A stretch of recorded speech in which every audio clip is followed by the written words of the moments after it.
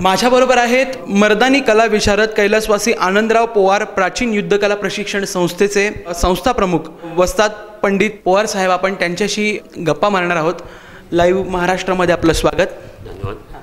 मला सांगा, आत्ता जे आम्ही प्रात्यक्षिकं बघितली स्टेजवरती, त्यासाठी तुम्ही मुलांकडनं कशा पद्धतीनं तयारी करून घेता?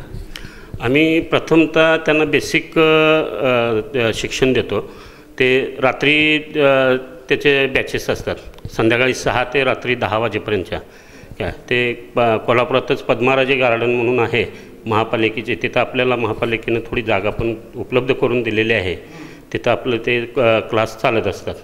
काय तर ते सुरुवात त्याची लाटीपासून असते. लाटी आपण शिकवतो. त्यानंतर जी शिवकालीन शस्त्र आहेत त्याचं जसजसं त्या मुलांना ज्ञान येत जाईल तसं त्यांच्यात ते प्रगती करत घेत जातो आपण. तुमच्याकडं मुलं मुली दोन्ही शिकतात? दोन्ही, मुलं मुली दोन्हीही. तेच. मला सांगा, साधारण कशा पद्धतीचे खेळ तुम्ही यांना शिकवता? म्हणजे कोणते कोणते खेळ असतात या प्रकारामध्ये?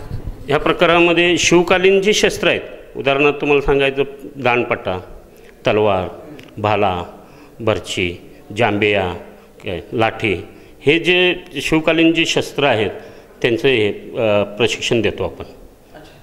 मला सांगा, हे प्रशिक्षण देत असताना मुलांमध्ये थोडंसं भीतीचं वातावरण वगैरे सुरुवातीला असतं, मग ते तुम्ही कशा पद्धतीनं ते पुढं त्यांना तयार करता? बरोबर आहे. निश्चितच सुरुवातीला ते शस्त्र म्हणल्यानंतर मुलांना थोडी भीती वाटत असते, म्हणून तर आम्ही सुरुवातीला त्यांना लाठीचं प्रशिक्षण देतो. लाठीत त्यांना व्यवस्थित लाठी प्रॅक्टिस करत असणं बऱ्याच ठिकाणी लागते. मग ते सुरुवातीला त्यांना व्यवस्थित हँडल करून व्यवस्थित त्यांचं ट्रेनिंग घेऊन त्यांना पहिलं लाठीमध्ये तरबेज करतो आणि मग जे शस्त्र आहेत धारदार ते हळूहळू त्यांना वापरायला देतो. त्यामुळे त्यांची भीती मोडली जाते. आतापर्यंत हे मर्दानी खेळांचं प्रात्यक्षिक तुम्ही कुठंपर्यंत पोचवलं? म्हणजे याचे कार्यक्रम कुठंपर्यंत झाले? आत्तापर्यंत संपूर्ण भारत आपला पूर्ण झालेला आहे, संपूर्ण ह्याच्यात. आणि नॅशनल टुरिझम डे, महाराष्ट्र पर्यटन विकास मंडळ, असे ज्या ज्या स्टेटचे पर्यटन विकास मंडळाचे हे आहेत तिथून झालेलाच आहे. परत म्हटलं तर वर्ल्ड मिलिटरी गेम, परत कॉमनवेल्थ गेम, ह्याच्यापर्यंत संपूर्ण शासकीय जेवढे कार्यक्रम आहेत तेवढे आपण केलेले आहेत पूर्ण.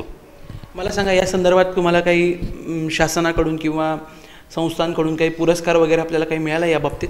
नाही, शासनाकडून तरी इकडं दुर्लक्षच आहे. आणि तुम्हाला स्पष्ट सांगायचं म्हटलं तर जे नेते मंडळ आहेत त्यांच्या मुलांच्या लग्नात, त्यांच्या वाढदिवसाला त्यांना मर्दानी खेळाची आठवण होते, पण त्याच्याकडं त्याचा विकास किंवा त्याची प्रगती करायसाठी त्यांचं अजिबात येणे, नुसते आश्वासनं मिळतात. शासनाकडून अजून कुठल्याही प्रकारचं अनुदान नाही, शासकीय पुरस्कार कुठला नाही. मुळात म्हणजे आम्ही त्या पुरस्काराच्या ओढीने हे काही करत नाही आहे.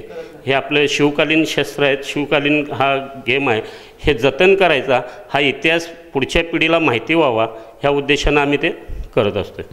पण तरी तुम्ही आता म्हणालात की आम्ही पुरस्काराच्या ओढीने हे नाही करत, पण तरीसुद्धा कुठेतरी आपण इतकं चांगलं कार्य करतोय, एखादा तरी पुरस्कार मिळावा अशी आपल्याला वाटत असतं.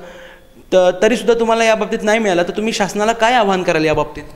नाही, शासनानं काय, आता मी तुम्हाला पुरस्काराच्या बाबतीत म्हणायचं झालं तर पुरस्कार बऱ्याच लोकांना मिळतात, पण त्यांचं काम किती आहे हे शासनानं पडताळून बघितलं पाहिजे. नाहीतर काय असतं, शासन एक जाहिरात देतं आणि याच्याबद्दलची फाईल पाठवा. ती व्यक्ती खरोखर त्या क्षेत्रात आहे की नाही ह्याचं कधी बघितलं जात नाही. फायली गेल्या की पुरस्कार येतात, बाकीचे हे असतात. त्यासाठी शासनानं त्याच्यावरती म्हणजे जिल्हा क्रीडा अधिकारी वगैरे जे असतात त्यांच्याकडे अशी व्यक्ती किंवा अशी समिती दिली पाहिजे की खरोखर समाजात कोण काय चांगलं काम करते. त्याच्यासाठी तुम्ही फाईल मागू नका, त्यांचं काम तुम्ही प्रत्यक्ष बघा आणि त्यांचे पुरस्कार हे करा.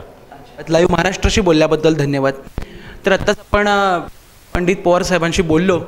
शिवकालीन जे काही खेळ आहेत, म्हणजे ज्या काही मर्दानी खेळ आहेत, शिवकालीन शस्त्रांबरोबर जे खेळले जातात, अशा खेळांचं प्रात्यक्षिक हे नवीन पिढीच्या माध्यमातून, ही कला नवीन पिढीच्या माध्यमातून जोपासण्याचं कार्य ते करतायत.